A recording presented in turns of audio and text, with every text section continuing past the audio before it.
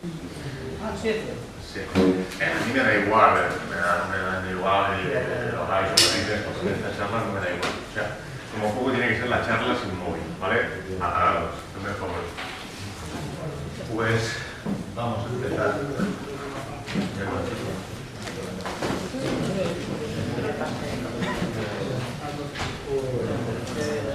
Bueno, ¿qué tal estáis? ¿Estáis bien? ¿Está bien? Vale. Lo ve bien, ¿vale? Lo ve bien, tranquilos, relajados, ganas de felicidad, de tener dinero, y eso es bueno. Me alegro. Pues nada.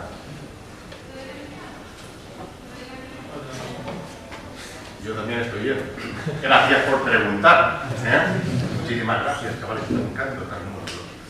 Vale, pues. ¿Se me ve bien? Todo cuando llegue a casa público. Aunque aquí no lo aparente. Bueno, pues vamos a hacer rápido la charla porque como está así, no vale la pena. Ya que es más rollo, no vale la pena invertir mucho tiempo. Primero de todo, deciros que me llamo David. La gente que vino a la otra charla ya lo sabrá. Que ya me han dicho más o menos los que vinieron. Y los que no vinieron, les importe o no les importe, pues digo lo mismo, me llamo David. No tiene más misterio. Y quiero decir una cosa, estoy un poco constipado, que no se me note, y espero que, bueno, creo que se me oye bien, pero que lo sepáis. Intentaré vocalizar y pronunciar bien. Pero cuando nadas desnudo en la playa en invierno te constipas. O sea, no lo hagáis porque pasa eso. Esto digo, lo digo, hay que tener cuidado, tener mucho cuidado. Por muy buena que esté una chica, nunca nadéis en la playa desnudo en invierno para impresionarla. Nunca, porque no funciona, constipas. El frío siempre entra por los. Y si vas desnudo, pues pilla frío. Eso por una parte. Por otro lado, a ver. Al principio las charlas eran consecutivas, bueno, esto ya lo sabréis, se querían hacer pues, en 2 semanas seguidas, comida y fresquito y tal. No ha podido ser así, porque yo iba hasta arriba de prácticas y no se pudo hacer. Los profesores tienen la puñetera manía de apuntar a la teoría una parte práctica, y entonces no he podido. Ahora lo que vamos a hacer es pues, un pequeño repaso de la anterior charla, así estáis situados, sabéis realmente lo que se dio, y ya está, y a partir de ahí pues ya empezamos con el contenido de esta charla. Vale. Cosas que debían en la anterior charla, pues se vio el tema de la criptografía. Vamos a hacer un repaso muy rápido. Criptografía simétrica, ya lo deberíais mirar. Criptografía simétrica se utiliza la misma clave para encriptar y para desencriptar. Criptografía simétrica, una clave privada, hay 2 claves diferentes, una privada y otra pública. La privada nos identifica, entonces no se la deis a nadie, es nuestra, punto final de la historia. La pública la damos a conocer. Vale, funciones hash, ¿para qué? Esto sirve para el control de integridad y las funciones hash, cuando se hacen conexiones de red, se utilizan dentro de Mac. Mac, ¿os acordáis lo que era? Atención física. Atención física. No tiene nada que ver. ¿No te acuerdas? Integridad, no viniste, que me he quedado con tu verdad. Sí, deberías que acordarme. ¿No? ¿Cómo sale? Ya está. Mac, no tiene más. MAC. Quiere decir mensaje código de autenticación. En inglés, Message Code Authentication. Para la gente que sepa inglés, a la hora de inglés hay que pronunciar así. Hay que pronunciar fijo y dejado, ¿sabes? Message. Entonces, lo que quiere decir es para el control de integridad. Y en red sirve para eso. MAC es en red. Para ver que el paquete no es comunicado. Esto es muy importante. Más cosillas. Pues, ¿qué vimos también? Vimos, la charla anterior se basó en clave pública. Estaba basada prácticamente todo en clave pública, en criptografía simétrica. Pues generamos las claves, subimos la pública al servidor y ya está. La autenticación era así. Cada vez nos pedía una frase de paso para desencriptar la clave privada. Esto era una pequeña impresión, cada vez hay que poner la frase de paso. Para pasar de esto, utilizamos el ATE. El ATE encargaba la clave privada en memoria y ya está, ya lo teníamos todo. Y a partir de ahí la autenticación era transparente. ¿Esto os acordáis? Otra vez, lo siento, pero ¿tú te acuerdas de esto? Vale, perfecto. Entonces ya lo hemos configurado así, ya tenemos el agent funcionando.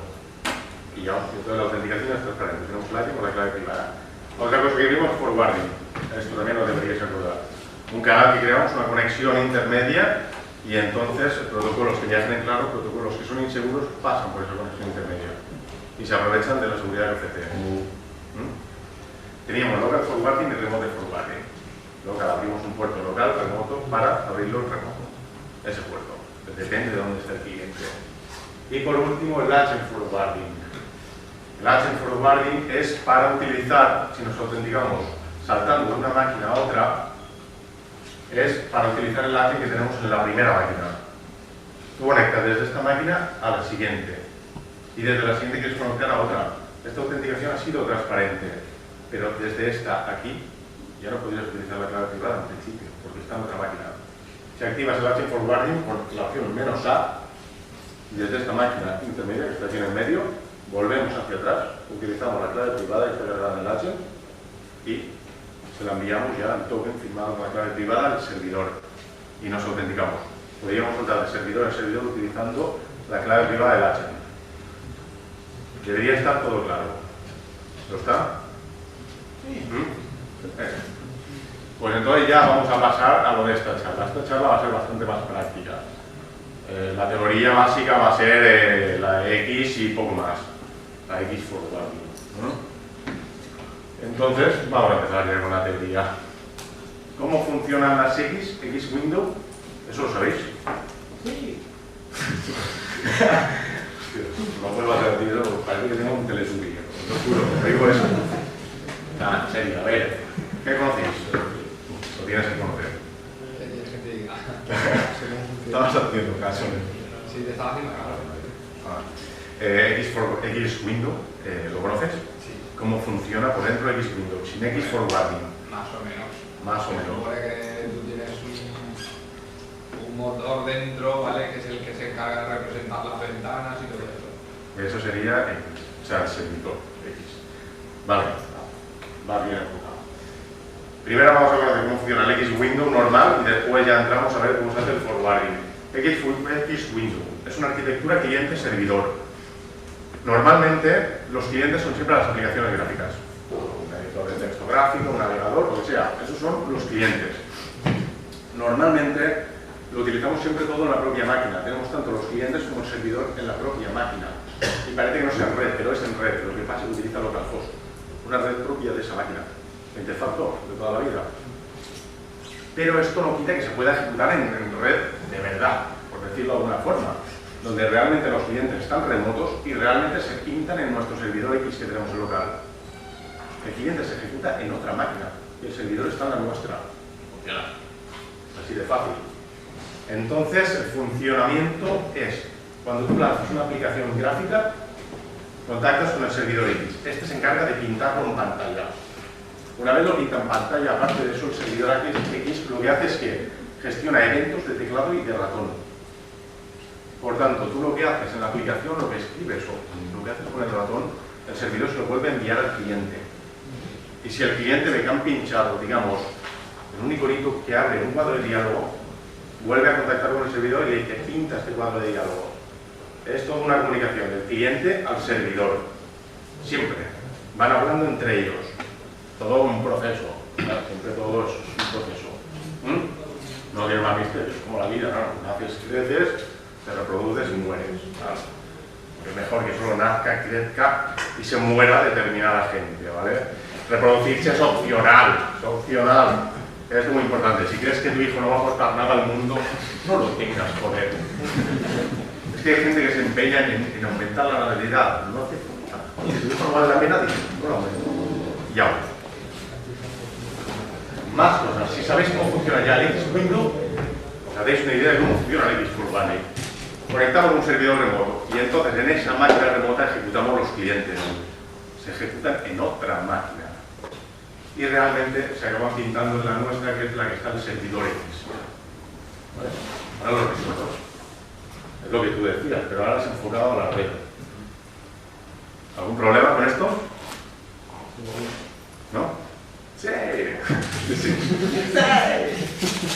Pues vamos a ver un ejemplo. Esto cuando se ve mejor es cuando se hace un ejemplo. Sí, sí. Bueno, tenemos los portátiles. Aquí hemos creado una arquitectura, digamos, cliente-servidor en base a los portátiles que tenemos aquí. El que está tocando es el cliente y este es el servidor. ¿Lo explico?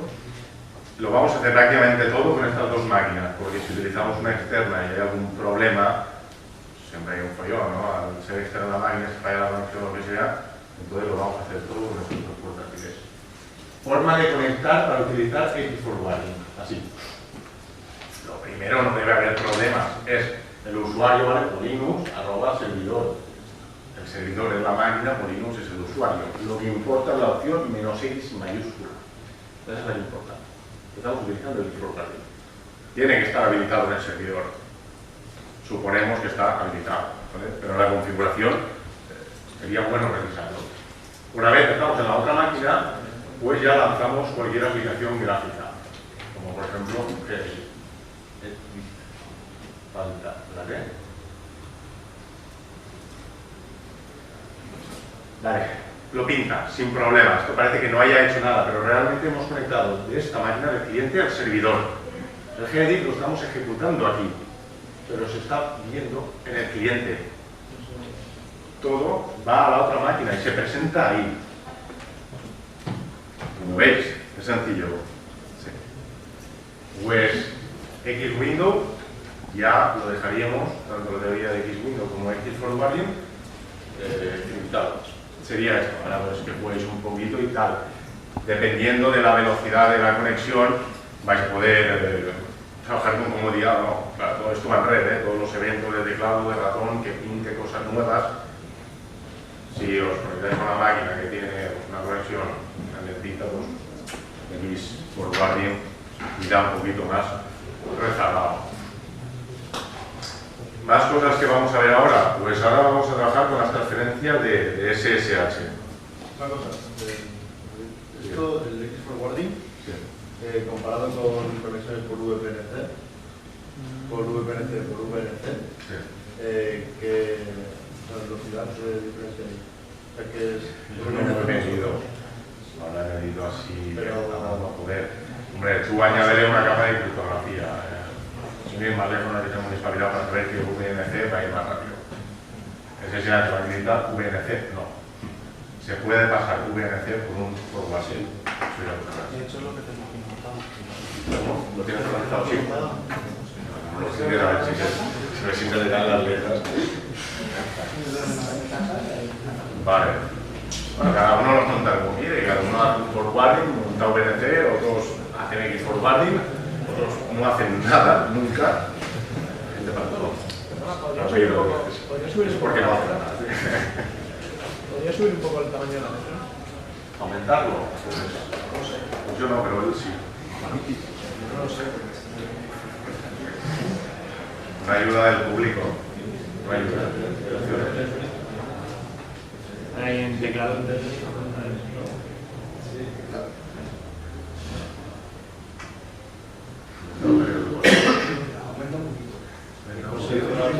Seleccionar ahí la más. Puedo seleccionar en vez de...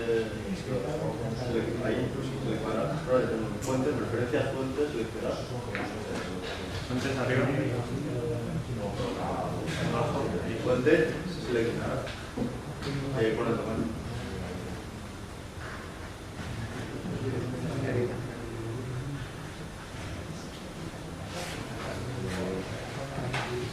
Como lo veas ya chungo, Es decir, yo me quito las gafas y lo veo, Una cosita más de X-Forwarding. X-Forwarding vamos a enfocar ahora la seguridad. Y después pasamos a transferencias SSH. ¿Sabéis que se pueden hacer putadas en X? ¿Esto lo sabéis? Sí. Sí. Vale. Ahora ha cambiado la tonalidad. ¿Pero un sí? Ahora ha cambiado. Se pueden hacer putadas. Si alguien tiene acceso al servidor X, puede hacer un poco de todo. Puede crear nuevas ventanas. Si te hacen un for, dicen un for de 1000. Y le pinto 1000 ventanitas. Eso puede, O sea, es así de fácil. Se pueden borrar ventanas. Si alguien tiene acceso al servidor, ve las ventanas que tú tienes que crear y dice, voy a cargar ese editor de texto. Supongo que no estará editando nada importante. Y eso jode. Se pueden hacer putadas, esto hay que tenerlo muy claro.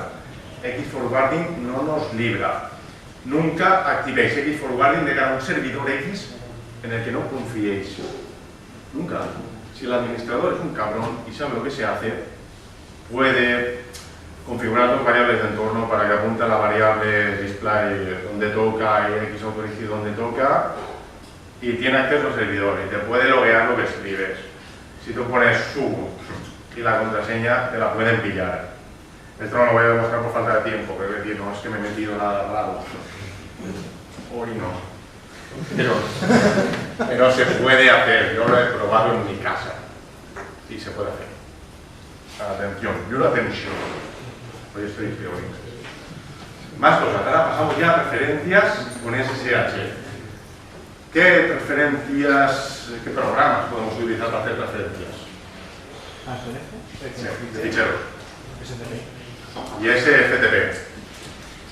Vamos a ver de aquí nada unos comandos para que lo veáis todo de forma más gráfica. Diferencia entre STP y SFTP. Os deberíais estar preguntando cuál es la diferencia. ¿Tú lo sabes? Bueno, una es por línea de comandos como si fuera un CP y va transferido, y el otro es un cliente. Puede ser como un FTP, ¿no? No.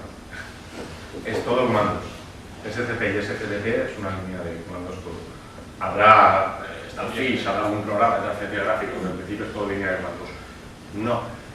La diferencia es que SFTP establece una conexión con el servidor. Ya tenemos establecido una conexión y a partir de ahí podemos hacer las transferencias que nos dé la gana. Podemos subir ficheros, podemos bajar ficheros, podemos volver a subir otro fichero. Todo en la misma conexión. SFTP transfiere el fichero que tú quieras y corta conexión. Automáticamente. Esa es la diferencia. Pero si le dices que copie más de uno, Puedes no copiar, la corta hasta que acaba. puedes copiar un directorio. Después del directorio te deja copiar más. Se acaba la banda. Exacto. Pero con SFTP no. Con SFTP es interactivo, es la diferencia. Tú puedes bajar un fichero, puedes subir otro, puedes volver a bajar otro. No te va a cortar. Tú dices, vale, se va la conexión. Exit. Lo dices tú. SFTP te lo corta. Vamos a ver una copia de fichero. La sintaxis, os la comento. Aquí lo que vamos a hacer es bajar el fichero .basrc que está en el servidor, vamos a cogerlo de ese servidor y lo vamos a bajar al cliente. Ya.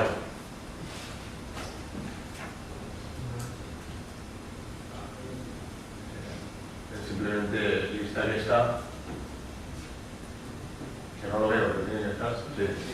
Bash, bash rc.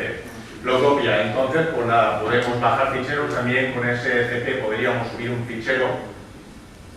También hago una prueba, la sintaxis sería al revés, sería SCP el fichero y después el servidor y dónde queremos meterlo. En este caso sería al revés, por un fichero que queremos. Sí, copiar. Es un directorio.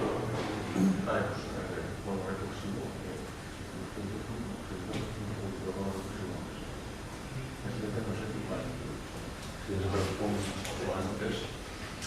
Y aquí lo que estaríamos haciendo es lo contrario, es subir. Estamos subiendo todo un directorio, del cliente al servidor. Quiero decir, las transferencias van en los dos sentidos. Podemos subir, podemos bajar, pero corta siempre conexión, aunque sea un directorio.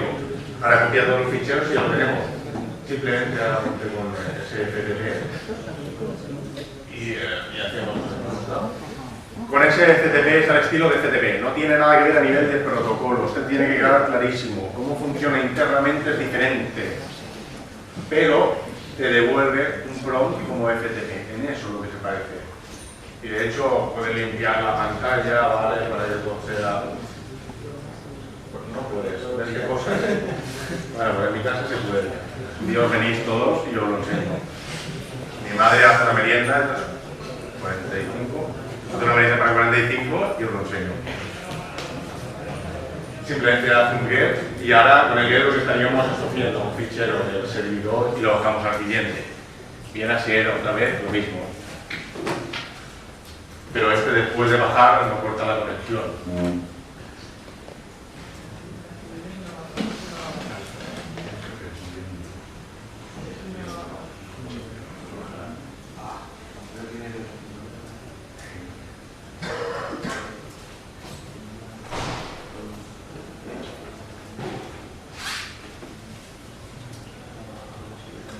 y lo baja. Ahora os da la conexión con el SFTP, sale ahí, hace un LS y veremos cómo hemos copiado el PDF.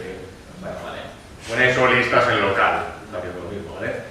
Listamos el directorio del cliente y vemos cómo perdiendo el rumbo ya lo hemos descargado. Vale, pues con esto ya lo que es transferencias lo tenéis que ver. Si alguien quiere saber mejor cómo funciona, luego se me pregunta, lo respondo sin mayor problema. Cómo funciona a más bajo nivel, porque realmente tú no utilizas, no ejecutas SFTP y SFTP, realmente se ejecuta un SSH pasándole el comando que quieres que se ejecute en el servidor. Es más complicado, por debajo bastante más complicado, y con el SFTP realmente ejecuta un subsystem. Es más espeso, pero bueno, tampoco quiero alargar la vida, ¿vale? Cada uno ya que se la mayor como quiera, muy libre. Unix Socket Domain, ¿sabes lo que es? Un Unix Socket Domain. ¿No? Un socket de red, sí que sabéis lo que es. Comunica dos procesos de diferentes máquinas. Típico, un navegador web y un servidor web. Entonces, mediante un socket, pues podemos comunicar esos dos procesos que están en dos máquinas diferentes. Con Socket Unix Domain comunicamos dos procesos de la misma máquina. Comunicamos dos procesos de la máquina en la que estamos. Porque el socket no escucha en la red. El socket es un inodo en el sistema de ficheros. Pues por huevos, solo puede conectar procesos de la misma máquina. Vale, pues sabiendo lo que es un socket Unix Domain, ahora lo que interesa es saber qué se utiliza para comunicar el agent con otros programas. Típicos que se utilizan para conectar con el agent pues son el SSH, SFTP y SFTP, que son los programas que tienen que conectar con el agent para utilizar la clave privada. Y esto ya lo vimos el otro día. Os tiene que sonar. Ese socket Unix Domain está ahí metido. En TMP, SSH, después sería parte de allá y salirá copia. Vale. Eso sería el socket Unix Domain. Entonces lo que quiero demostrar es que si alguien puede utilizar contactar con ese socket Unix Domain, va a poder utilizar la clave privada que tenemos cargada en el agent. Va a poder hacerlo. Tanto si es otro usuario, que sea el mismo con el que está. Tenemos una persona que está conectada con un usuario. Y ahora imaginaos que un amigo sabe su contraseña y se conecta con el mismo usuario también. Ahí va a poder acceder, porque ese directorio se crea con permisos para que puedan acceder estos usuarios. Si es root, con más razón todavía, si es root, evidentemente va a poder acceder a ese socket. Eso está claro. Entonces lo que vamos a hacer es que nos vamos a colar como root. Sí, sí. No miréis la contraseña, porque hay gente que intenta mirar. Y ahora, pues, si se una variable de entorno, lo que tenemos que hacer es eso, configurar una variable de entorno para que apunte a esa ruta. Se apunta a esa ruta, donde acabamos con el agent y lo utilizamos.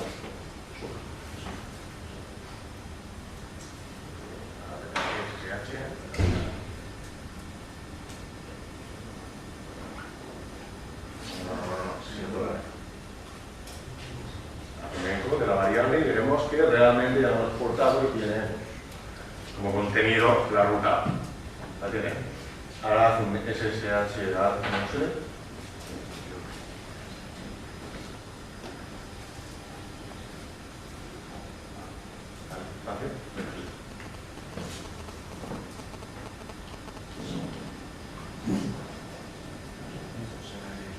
A ver, un segundo.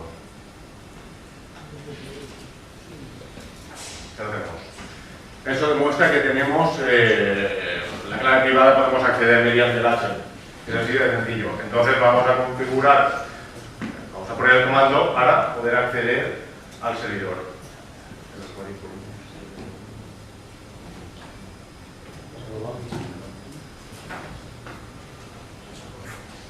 Podemos hacer esto. Si alguien tiene permisos en el sistema, nos puede joder vivos. Configura la variable de entorno, accede al agent, utiliza la clave privada y entra a otra máquina. En ningún momento quiere la clave privada. Siempre hay gente que se flipa. Ahora dice, oh, puedo contactar con el agent y me va a devolver la clave privada. No, no, que no lo puedo decir más claro. Siempre hay alguien que Puede que es así. Lo que estamos haciendo es contactar con el agent y el agent va a firmar un token con esa clave privada. Nos devuelve lo que firma. No nos devuelve la clave privada. Pero hay que tenerlo muy claro. Pero la cuestión, nos pueden agujerear por detrás. Aparte del Unix Socket Domain, pues podemos ver más cositas como el forwarding dinámico para establecer un proxy socks. Los proxy socks los conocéis. La gente solo habla cuando habla de eso.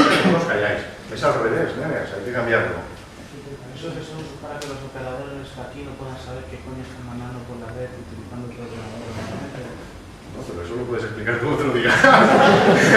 Porque no sé de qué me habla. No sé eso, pero gracias por la pregunta.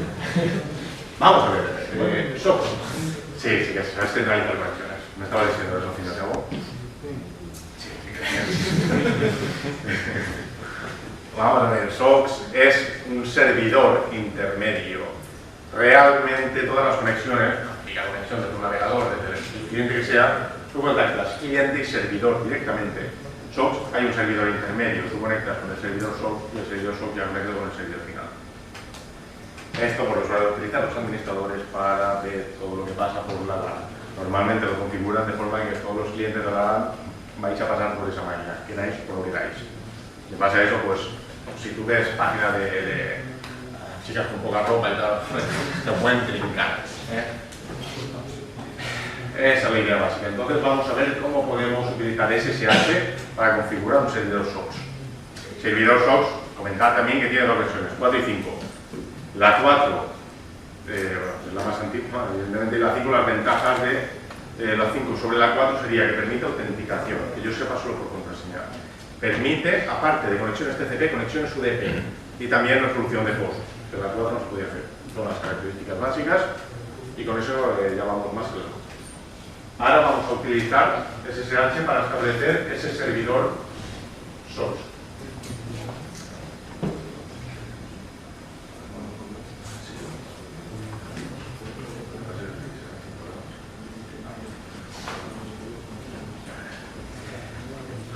Cuando establecemos ese servidor SOX, bueno, es un forwarding al fin y al cabo. Si del forwarding os acordáis, esto no debería haber problema. Forwarding creaba un canal intermedio y a partir de ahí encriptamos protocolos inseguros, como ya he dicho.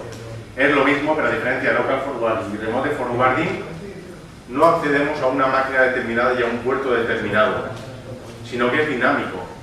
Sobre la marcha podemos acabar accediendo a ello. Y ahora, él cuando lo configure, nos lo va a explicar esta parte. Lo que vamos a probar es a crear un túnel a través de SSH.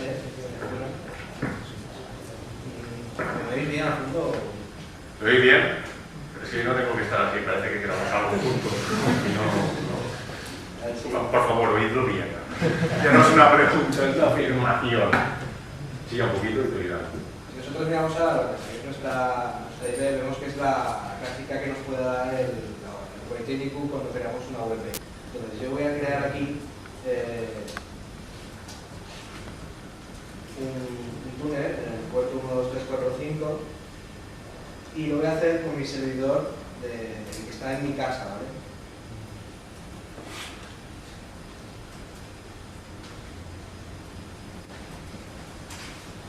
Vale, ahora el túnel tenemos un puerto de escucha en local, no sé si lo veréis bien por la pantallita.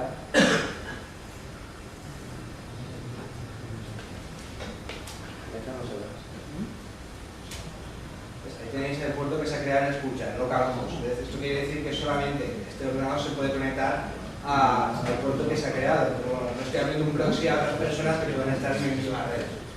Entonces, nos da un poco de seguridad. Ahora que estamos establecidos, configuraremos el Firefox para que use el proxy que acabamos de crear. ¿En dónde? En localhost, en 1, 2, 3, 4, 5.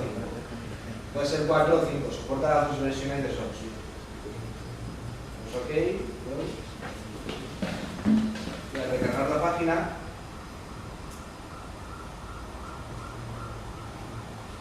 se la carga.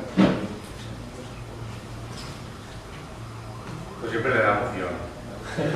Ahora sale la IP, no la de la UPV, sino la que está en mi casa. Yo estoy conectado desde aquí. Entonces se crea un túnel seguro, cifrado, a mi casa, y de mi casa salgo a donde haga falta. Yo puedo aquí ya ver lo que me dé la gana, y por mucho administrador Sniffer que haya, viendo caña, no puedo ver que yo estoy navegando por esas páginas Sniffer.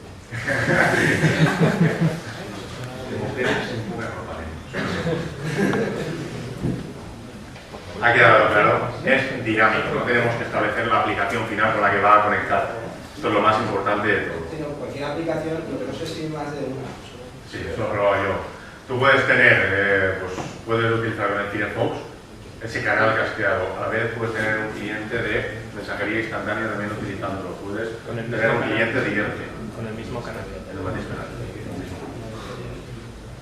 Y importante es que los clientes tienen que tener soporte para SOAP.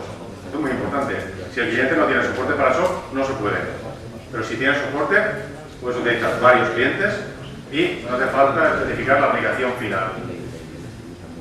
Lo que ha dicho Cartman es una grandísima verdad. Escucha el localhost, ese puerto que abrimos, en la misma máquina. Esto lo repito, nunca lo haya dicho él, para los despistados. Siempre hay gente que está en su mundo despistada, ¿sabes? Esto que va caminando por la calle y te pegan contra una farola, ¿no? Para esa gente que lo tenga claro. Y todos nos hemos pegado con una farola. O sea, eso es así, ¿vale? Lo que mola es que en vez de decir, hostia, tengo que ir más atento, dices, ¿quién será el gilipollas que ha puesto esta farola aquí, ¿sabes? La gente te pregunta lo contrario, o sea, que sé que imbécil, la fea la ha puesto. Corto. En vez de cargar con los errores, pues siempre le echamos el error a eso es universal.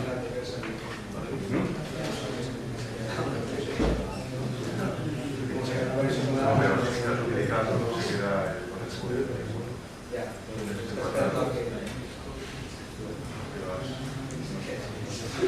Bueno, pues mátalo y ya está, no tiene más misterio. ¿Hasta ahora lo vais viendo todo?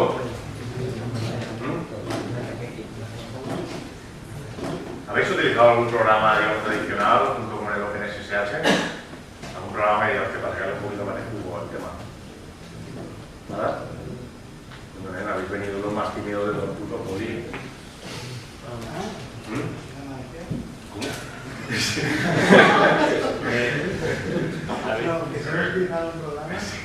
¿Algún programa adicional? VNC.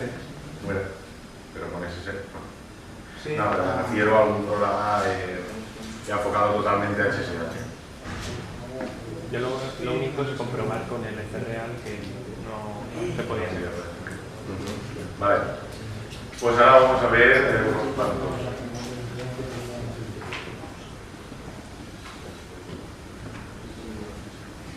SSHFS, como no habéis utilizado nada adicional, supongo que no suena ni de coña.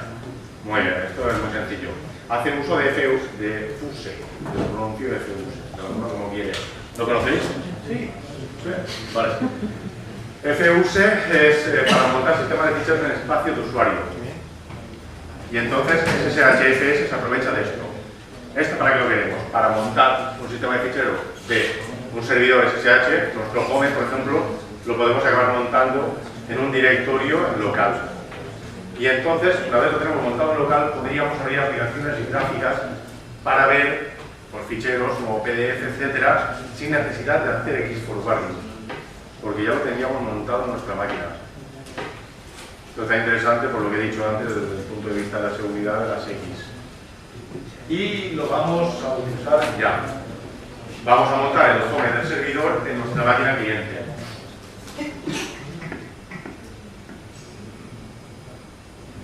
Hay que cargar primero el módulo FUSE.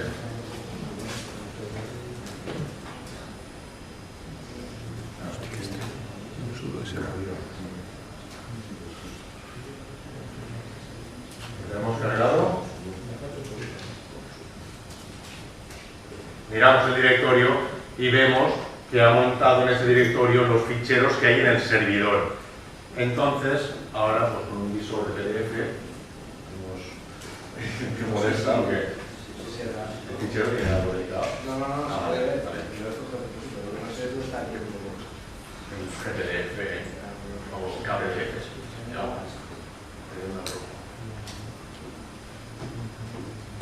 Ya. Ya está, lo tenemos en local, podríamos abrir visores, etcétera, monográfico. Y así nos podemos evitar el X-forwarding, por lo que he dicho antes. X-forwarding es utilizarlo cuando toque, tampoco hay que ir con la paranoia de decir, no, nunca. No. Pero si podemos evitarlo, eso que tenemos. Vale, eso por una parte. Otro programita adicional que podemos utilizar es el clúster SSH. Este es por si tenemos a nuestro cargo varios servidores SSH en una sala y digamos todos tienen el mismo sistema operativo, todos tienen la misma configuración. Son clavados, clonados. Imaginaros que es un clúster, por ejemplo.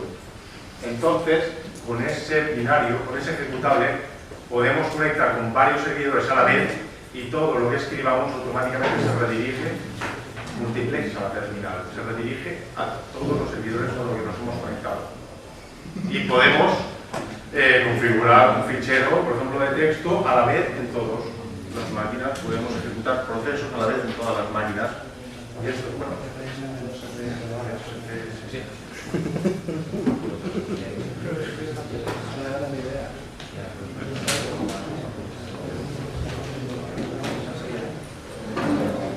vale, que levante la mano quien esté mirando ahora este programa y no piense que es una mierda.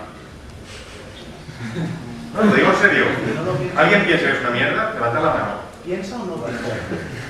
Sí, que piensa. No. Vale. ¿Y quién piensa que puede ser bueno? Que puede ser algo realmente bueno. Aquí se demuestra que la mayoría no piensa. O que no lo han tocado. No, que no piensa nada, porque yo decía, no levanto la mano a los tres, madre mía, pues vosotros no venís a mi casa, ya la vivienda vienen los que piensan y ya está. Paso de llevarme a gente que no, se me perderán en el metro. Mamá, ¿qué parada es? Niño, espabila. Pues entonces, bueno, yo soy de los que no pienso que es una mierda. Porque si no me incluyeran el grupo de los que no pensamos.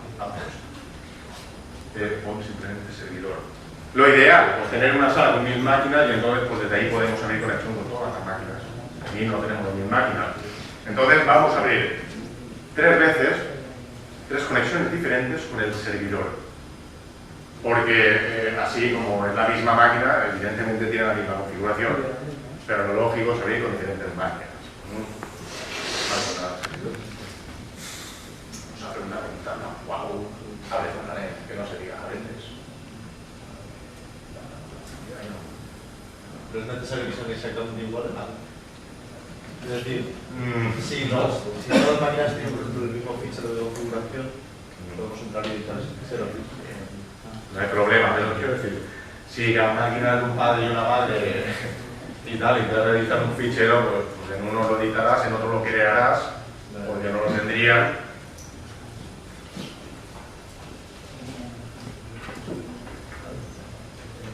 Tenemos ya 3 conexiones. Ahora es un poco pequeñitas y que estén juntas, ¿vale? O sea, que estén una al lado de otra de forma que se vea. Reduce realmente. Ese es para que lo veamos más fácil. Un consejo, siempre que hagáis una charla que alguien imprime, porque mola. Este puta vale. Y ahora pon la ventanita principal del CSSH. Pero que se vean todas las 3 ventanas en la que hay conexión y bajo. Y ahora en esa escribe cosas, por ejemplo, edita billetes de por ejemplo. ¿Lo veis o no? En las 3 ventanas a la vez se envía lo mismo, se está ejecutando lo mismo. Y sí, edítalo, etc.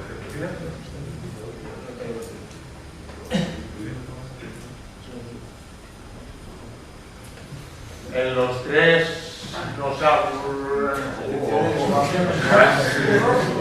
Corta. ¿Cómo que es guapo?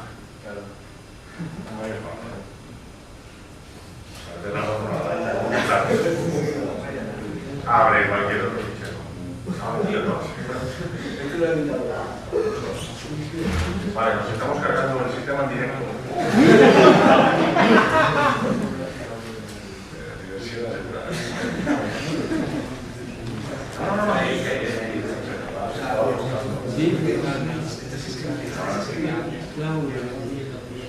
Duro con el sistema, uno y cobarde.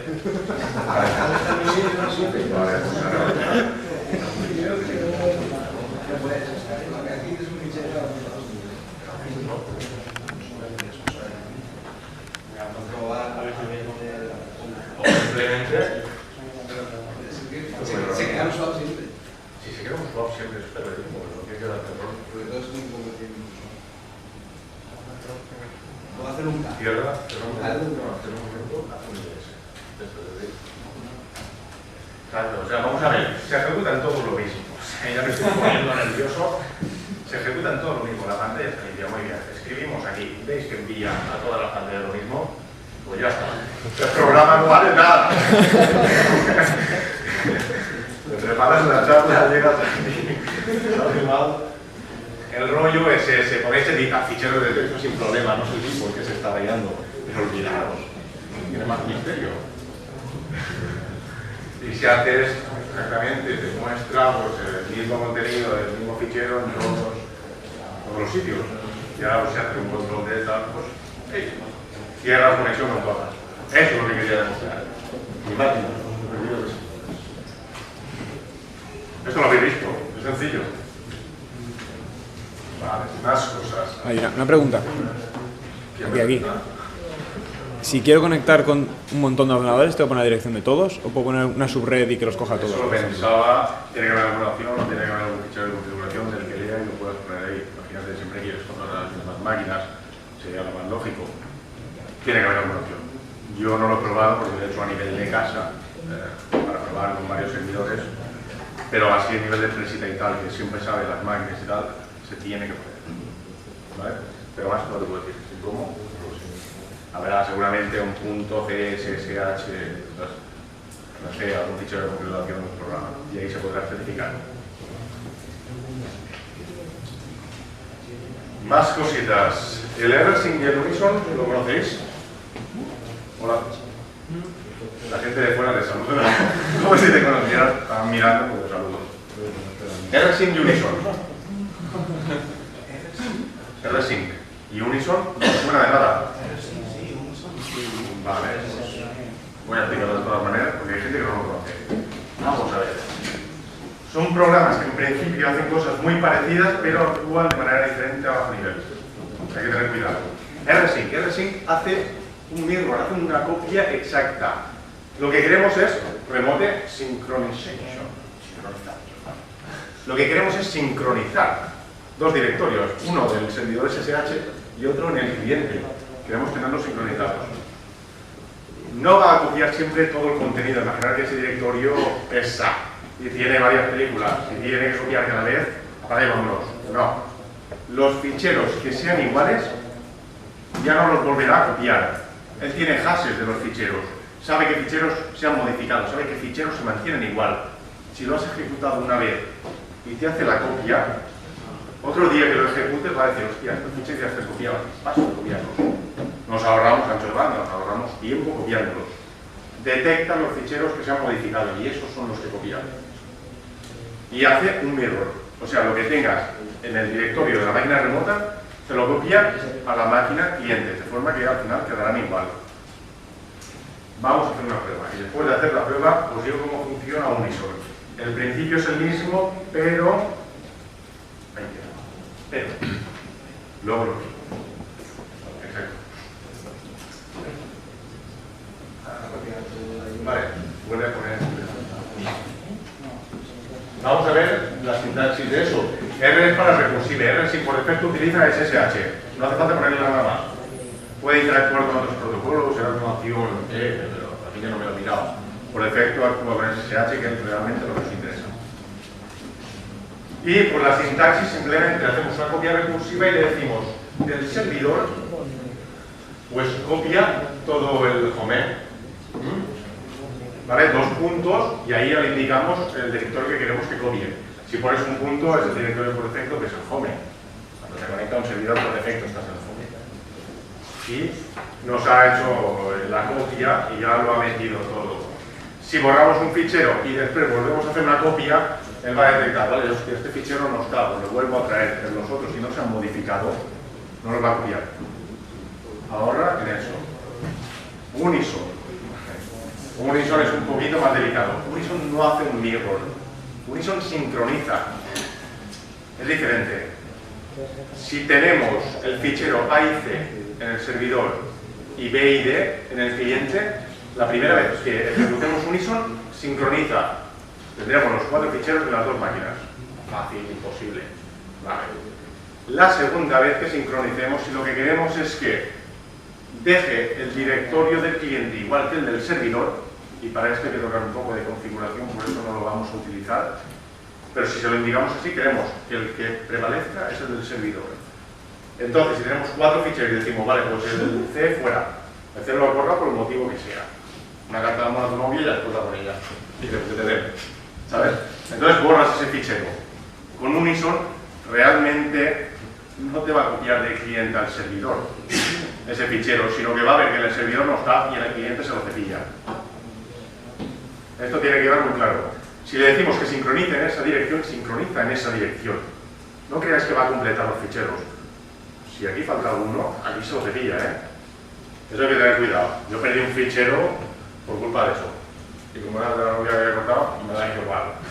Pero si no, te puede joder algún fichero que valga la pena.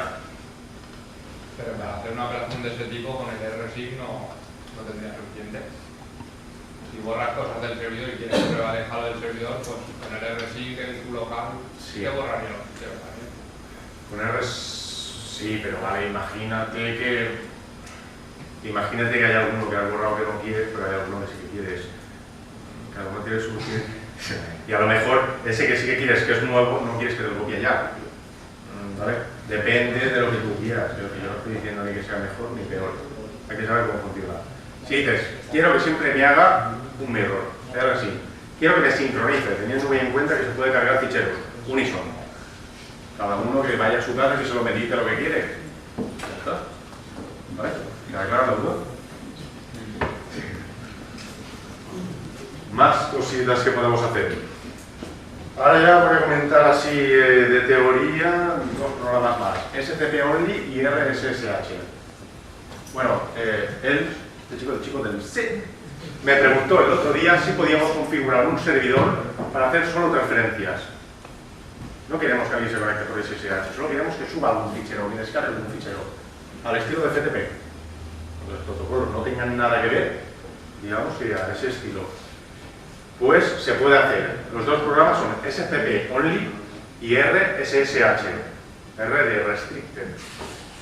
Y ahí pues solo dejaríamos pues, hacer SCP, SFTP, con CVS también permitía, rsync también lo permite lo que son transferencias, pero no permitiría hacer un SSH. Y esto lo tendríamos que configurar en la parte del servidor. Esto ya no es un programa para el cliente.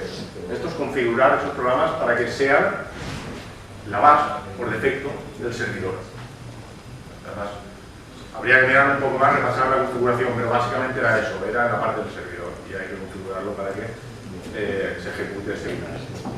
Esto no se va a hacer, también lo dejo caer, pues si hay gente que le interesa y que cree que puede serle útil. Dicho esto, ya estarían lo que son todos los programas. Los programas que yo conozco o que creo interesantes. Siempre sale algún mega friki que te dice, pero es que el programa que yo conozco no lo has utilizado, no lo has comentado. Vale, ahí no están todos los programas. Ahí están los que yo conozco, los que considero útiles. ¿Vale? Es que hay cada uno por ahí que te sale siempre con la misma mierda. De verdad, y dices, quédate en casa, o solo por hoy. Pero quédate en casa, mañana tienes ya el poli. Son de estos que iban escrito ahí en la mente, soy un pedante de cojones. Sí. ¿Los conocen? ¿Quién los conoce? ¿Qué ha dicho que sí? ¿Los conozco? Los conoces, vale. Pues eso. Y nada, en fin, hay gente pues para todo, ¿vale? Hay que intentar soportar a esa gente y ya está. Son resultado de lo que la naturaleza no utilizó en su momento y dijo, ahora es la oportunidad, vamos a crear algo con esto. Y más cosillas. Bueno, y espero que os haya parecido útil los programas, pero bueno, a cada uno pues, le gusta una cosa, a lo mejor os han gustado, a lo mejor no. Para gustos colores. Aparte de eso, el man in the middle, ¿sabéis cómo va? ¿Sí lo sabes? ¿Alguien más lo conoce? ¿Man in the middle? ¿Sabéis bien cómo va? Sí, lo expliqué por encima. Lo explicamos hoy un poco mejor. Y así. Bien, no lo sabemos. No hables por todo. Si no lo sabes tú, no lo sabes yo. Yo no lo tengo que quitar idea. Pues metas dos en el mismo saco. Pues vamos a hacer una cosa, lo vamos a explicar. Así que vengan 3 personitas. Y con 3 personas se representa un momento y se ve mucho mejor. A ver, 2 más. A mí no me gusta obligar a nadie, pero por ejemplo vas a salir. Me parece que tú ves la gente que se obliga y... Pero... No, voluntario. Ahora señala como otro, ya queda jodido, pero ahora como otro. Mira, sale. Lo ha hecho sin querer, vale, se vengo el dedo para allá, que no me cuentas.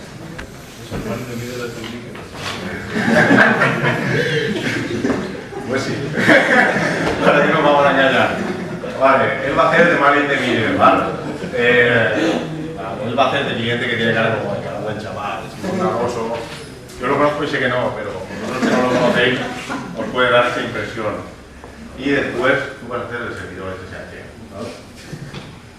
Es pinta de nombre. Vale, pues la teoría básica, que hay un servidor intermedio que intercepta las comunicaciones. ¿Qué cosas se pueden hacer con Man in the Middle? Pues se pueden hacer básicamente 3 cosas. Leer todo lo que envía el cliente al servidor. Lo intercepta todo el tráfico lo puede leer. Porque cuando llega al Man in the Middle se desencripta. Ahora lo explicaré mejor, pero se puede. Más cosas. Puede inyectar paquetes nuevos. Y también puede modificar el contenido de los paquetes que va trincando sobre la marcha. Esto trivial no es. Trivial no es, pero como pueden hacer, se puede hacer. Depende de lo bueno que sea esa persona y de las ganas que le echen. Y esto siempre en una LAN. Para conseguir un Man in the Middle, lo que se tiene que hacer es, ya sabéis que a nivel de LAN, las máquinas se comunican por ARP. Que son las direcciones MAC, de las que hablabas antes, ahora sí. Entonces se comunican así. Entonces, ¿qué se puede hacer para que realmente el cliente, para que el cliente, en vez de conectar con el servidor real, conecte con el Man in the Middle? Envenenan la caché por ARP y entonces, nada, cuando tire pues, a conectar, lo que quiere es que todas, perdón, el cliente no, se me está olvidando, lo que quiere el Man in the Middle es envenenar la caché. Y entonces se envenena la caché del cliente para que cuando tire a conectar con el servidor automáticamente se redirija al mismo. Y lo mismo de cara al servidor final. Y entonces ya tenemos la máquina intermedia dentro de la LAN. Ahora ya funcionaría. Para que este acabe de funcionar necesitamos otra cosa. Evidentemente con el servidor SSH normal no funciona. Necesitamos un servidor preparado para eso. Que haya aplicado el código para que de cara a él establezca una conexión y de cara a él establezca otra. Es un paquete modificado, un servidor cualquiera, no vale. Tiene que ser un paquete a posta. Y normalmente también lo modifican para que trinque la contraseña, que es al fin y al cabo lo que se busca. Bueno, pues nada, ahora con las ganas que se están echando los 3, vamos a hacer una representación. Nada, entonces, sencillamente, cuando tenemos que conectar, ahora ya hemos hecho ARP Sonic, envenenamiento de ARP, todo va a pasar por él. Él lo ha hecho, por eso sonríe. Entonces, él tiraría a conectar con el servidor y automáticamente se redirigiría al Man in the Middle. El Man in the Middle negocia otra conexión diferente con el servidor, porque son 2 conexiones diferentes con el servidor real. Esto, si se quiere que sea totalmente transparente, para que el cliente no note nada. Al cliente se le va a avisar de lo que vimos el otro día, la clave pública que envía el servidor. Si el cliente ya había conectado previamente con el servidor real, tiene su clave pública, el fingerprint, no tiene la clave pública, y comparará el fingerprint y verá que no es el mismo. Si el cliente es muy tonto, que normalmente lo suele ser, es lo que hay, se la tragará. Por eso siempre hay que desconfiar, y esa sería la cuestión. Se negocia conexión con encriptación, tal, se negocia todo, una conexión normal. Y él negocia otra conexión con él, con otras claves simétricas diferentes. En resumen, que él cuando conecte, cuando le llega a él, va todo encriptado, pero él lo desencripta, porque tiene la clave simétrica, las claves Diffie-Hellman, para poder desencriptar. Por lo tanto, lo puede ver todo. Y cuando él conecte con el servidor real, vuelve a encriptar. ¿Se ve claro? Sí. Vale. Y otra cosa importante es que tu contraseña evidentemente te la pilla con clave pública ni de coña. Ahora quiero que me digáis vosotros el porqué. ¿Pero eran ellos? Porque necesita la privada. Exactamente, ¿por qué? Porque cuando el cliente conecta con él, se puede conectar porque tiene la clave privada, la autenticación se hace. ¿Cómo coño conecta un man indebido con el servidor real? Si no tiene la clave privada del usuario, no puede. Eso es muy importante. Y además, con claves públicas, sinceramente el man indebido de alguna forma pierde el sentido. Lo típico es para pillar la contraseña. Con autenticación mediante clave pública no viaja ninguna contraseña. Esto hay que tenerlo también muy en cuenta. Evidentemente podría haber, bueno, es que no se podía. En caso de que tuviera la privada y tal, suponiendo muchísimo, podría conectar, pero en teoría no se puede. Pues nada, gracias a los tres por no hacer nada. Joder, yo tenía ya ganas de hacer la que más indebido en el proyecto. Envía paquetes. Si quieren hacer el ridículo, que lo hagan. Vamos a ver, vamos a ver.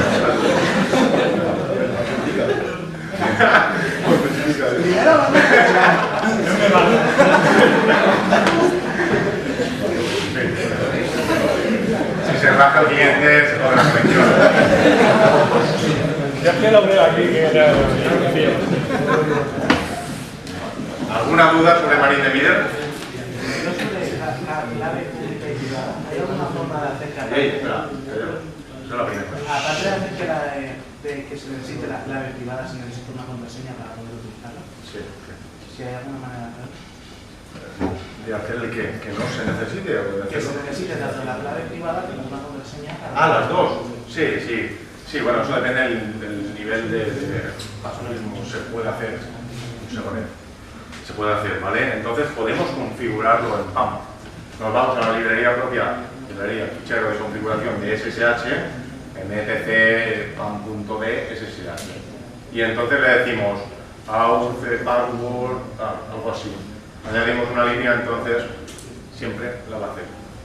Y también para configurar one time passwords también se tiene que tocar PAM. Pero bueno, esto ya no viene al mucho, pero lo tengo ya. ¿Vale? Se podría. ¿Realmente con man indebido se notaría mucho cambio en la velocidad entre servidor y...? En principio no. Recuerda que es dentro de la LAN. La velocidad de la LAN es medianamente buena. No debería haber problema. ¿De acuerdo? Pues sí que lo habéis entendido. ¿Lo habéis visto todo? Sí que con actores así es imposible no entenderlo. De aquí a Hollywood, chavales. Vamos. Vuelo a lo bestia. Haremos hackers 3. Vale, más cosas y ya más o menos iremos finiquitando. Ahora queda lo que es el borrar la clave privada. ¿Alguien le ha pasado esto? A Raulete. ¿Qué? A Raulete. No, la clave privada no, perdón. Ahora quiero hablar de la clave pública, después hablaremos de la privada. ¿También le ha pasado Raulete? A él le perdió todas las claves que tenía. Pobre chico. No lo sabíamos. Un minuto de vamos a estar en la charla. Imaginaros que borráis la clave pública. No pasa nada. Hay gente que se pone nerviosa, hay gente que empieza a sudar y se traumatiza. Eso no es un trauma, ¿vale? No pasa absolutamente nada. Un trauma es buscar en los cajones y encontrar una foto de tu padre de joven. Eso es un trauma. Y a mí me ha pasado, ¿eh? ¿Os habéis encontrado alguna vez una foto de vuestro padre? ¿Nunca? Bueno, como es lo que os habéis ahorrado. La verdad es compatía de navajero. Gafas de sol de esta de 5 cuartos. En la vecina se apoyaba un plan chulo. Luego ya lo ves y te cuesta saludarlo. Te cuesta muchísimo. Y no es broma, ¿eh? Yo tengo una foto de mi padre, no la enseño con prudencia, pero compatía de la tomamos. Ya digo, no hay ningún trauma, no pasa absolutamente nada, porque tenemos que entender un principio básico de la criptografía simétrica. Tenemos que entender un principio básico. A partir de la clave privada, tenemos la pública. Y eso es así. No tiene más misterio. Entonces, si borramos la clave pública, nos da absolutamente igual. Ahora, si borramos la clave privada, acojórate. Ya puedes rezar, que no vas a sacar nada. Entonces vamos a ver cómo regenerar la clave pública a partir de la privada. Queda blanco, el IVA.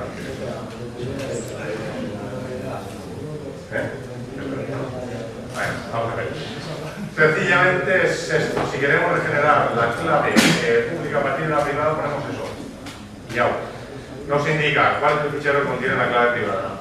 Pues, como es ese, se lo damos por defecto. Si no fuera ese, ponéis el nombre. Vale, y ahora me dice frase de paso para desencriptar lo de siempre. Le pongo la frase de paso y él me saca la clave pública. A partir de la privada siempre deriva la clave pública. No hay mayor problema. Esto tiene que quedar clarísimo. ¿No hay un servidor en el que están también las claves públicas? Pero eso es para GPG. Se basa en el mismo principio, pero es para GPG. En SSH tú lo que haces es subir tu clave pública a un servidor, pero a un servidor SSH, no un servidor de llaves. La diferencia es esa. Esto no es mayor problema para verlo. Ya digo, si borráis la clave privada, preocuparos. Más cosas. Dime. Si borráis la clave privada, en castellano, por la gente, a mí me da igual, yo haría en valenciano. Si borras la clave pública y otra gente te la ha firmado, ¿cómo recuperas esa firma? No. Es parecido a lo que le acabo de decir a este chico. GPG, ahí sí que funciona el tema de las firmas para validar, que en SSH no hace falta. ¿Me entiendes? Tú lo que haces es que coges la clave pública y la subes a un servidor y ahora ya puedes autenticarte. No hay un anillo de confianza en SSH. Esa es la diferencia. ¿De acuerdo? ¿Lo has visto? Otra cosa que quería comentar es el hecho de que si queremos borrar definitivamente la clave privada, porque decimos ya no quiero utilizar ese par de claves, no lo quiero. Borrarlo, pero de forma segura. Me imagino que sabéis que con RM tú lo que borras es el inodo. Realmente tú no borras el contenido del fichero, simplemente borras la forma de acceder. En el inodo están los bloques en los que está el fichero. Tiene los bloques en los que está, pero realmente no borras el contenido del fichero. Si queremos borrarlo, siempre un borrado seguro, siempre un SH red. A algunos os sonará y a otros no. Pero con ese binario SH red. Y entonces tú lo que haces es que sobreescribes el fichero muchas veces con datos aleatorios, luego lo sobreescribes con 0, luego lo truncas y luego lo eliminas. Y luego descansas. Porque hace un montón de cosas. Hay que pasarle parámetros. Llegar al parámetro U, Z y N. Pero con eso tenemos un borrado bastante seguro. Mira, se me ha adelantado, ¿eh? No, bueno, por defecto, 25 veces, vale, sí. Aquí es 50, 100. Exacto. Con la N le podríamos dar la cantidad de veces que queremos que lo sobreescriba con datos aleatorios. Si es un fichero muy gordo y lo sobreescribe 50 veces por ahí, puede gustar bastante. Pues,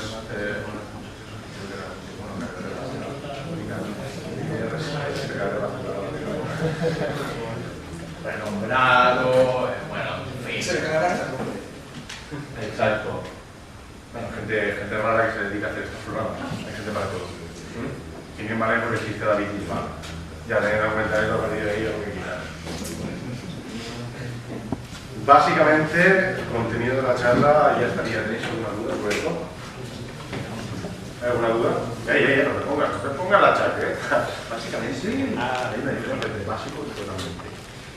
Me gustaría recomendaros varios libros, por si tenéis curiosidad de leer y si no tenéis curiosidad, os lo recomiendo igual. Primero de todos, SSH de SQL Shell, ¿alguien lo conoce? ¿Lo ha leído? ¿No lo conocéis? El libro evidentemente está en inglés. Todos los libros están en inglés, los que voy a decir, que son 3.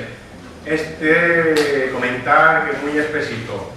Es espesito, o sea, es duro, hay que meditarlo. Tú lo lees y dices, vale, otra vez, David, y te das ánimos, otra vez el párrafo. Cuesta verlo y hay que rumiárselo bastante.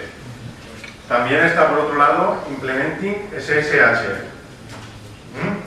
Y ya el tercero que os quería recomendar, OpenSSH, a Survival Way for Secure Self-Handling. Este es de SANS. que esta es una empresa, digamos, enfocada totalmente a la seguridad. Este me llamó la atención porque tiene como un formato raro, un formato de cuaderno de caligrafía. No sé si lo habéis visto. Mejor. A mí me recordaba cuando era pequeñito lo de aprende a colorear con el coronel Tapioca. Pues lo mismo, ¿sabes? Algo así. Que lo que tengo una vergüenza, lo saben, entiendo, que no me vean. Entraba así y que me lo llevo. Porque tiene un formato que no veas. Pues básicamente eso es todo lo que os tenía que decir. La verdad, gracias por haber venido, pues a los frikis de la primera fila. Gracias. Hay que ser agradecido y eso, también a la gente de medio de la sala, que son como más normales. Y cómo me voy a dejar a los pasotas de las últimas filas, pero también pues, daros las gracias, que me mismo diciendo, a ver si acaba pronto y no gana el puñetero crédito de libre elección que quiero. Pues también gracias a todos. En resumen, gracias a todos.